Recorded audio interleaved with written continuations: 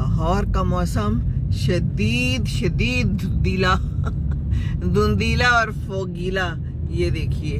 और हम जा रहे हैं इसके अंदर CMH की तरफ, रवां दवा है। लाइट्स ऑन है, लोगों ने की हुई हैं। ये देखिए मोटरसाइकिल पे जा रहे हैं। मेरे को तो बहुत ठंड लग रही होगी, लेकिन पहुंचना भी होता है। ये देखिए मजदूर भी इस धुंध में काम कर रहे हैं, तो काम तो करना है ना। काम के बगैर तो जिंदगी नहीं है।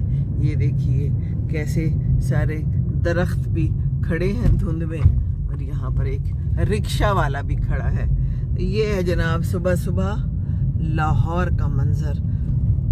इतनी भी सुबह नहीं है, 9 बजे हैं, लेकिन ये देखिए माहौल कैसा है। ये तो अच्छा है कि स्कूलों की छुट्टी है ना, नहीं तो बेचारे बच्चे इस सर्दी में क्या करते और इस स्मॉग में क्या करते। ये स्कूल